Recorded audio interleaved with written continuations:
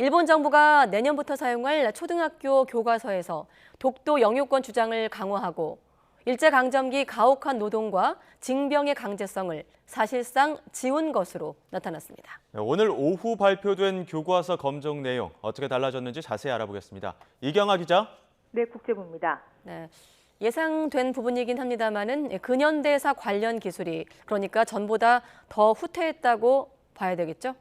네, 그렇습니다. 일본 문부과학성은 교과서 검정조사 심의회를 열어 내년부터 교육 현장에서 사용할 3학년부터 6학년까지 초등학교 교과서 149종을 승인했습니다.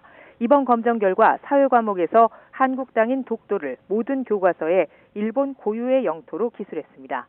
여기에서 더 나아가 일부 교과서에는 한국이 불법 점거하고 있다는 내용이 새로 포함됐습니다.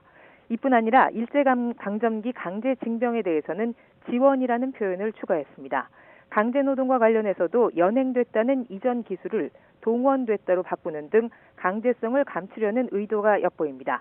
이런 내용은 지난 2021년 4월 일본 정부가 가기 결정을 통해서 교과서에 강제 연행 등의 표현을 사실상 쓰지 못하게 한 데 따른 것입니다.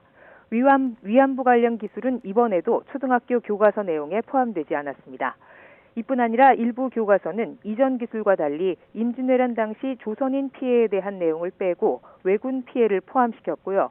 올해 100주기를 맞는 간토 대지진 당시 조선인 학살 사건도 이전에는 포함시켰다가 빠진 교과서가 나오는 등 한국과 관련된 근현대사 기술이 전체적으로 후퇴한 것으로 나타났습니다.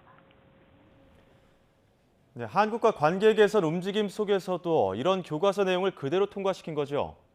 네, 그렇습니다. 일본 정부는 강제동원 문제 등에 있어서 불법성을 인정한 적이 없기 때문에 이런 교과서 내용은 어느 정도 예상된 것입니다.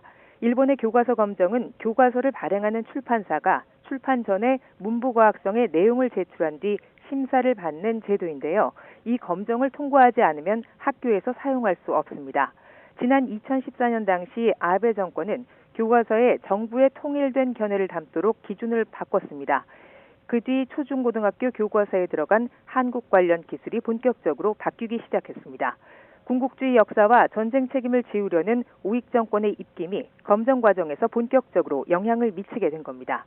독도는 일본 땅이라는 억지 주장이 이때부터 교과서 전면에 등장했고 일제강점기 당시의 강제동원과 위안부 관련 기술에서 강제성을 담은 표현도 사라지게 됐습니다. 일본 정부는 한국과의 관계 개선은 필요하다는 입장이지만 역사인식에 있어서 변화의 기미는 보이지 않고 있습니다. 이 때문에 앞으로도 교과서 문제를 포함해 양국의 근현대사를 둘러싼 갈등은 좀처럼 가라앉지 않을 것으로 보입니다. 지금까지 YTN 이경아입니다.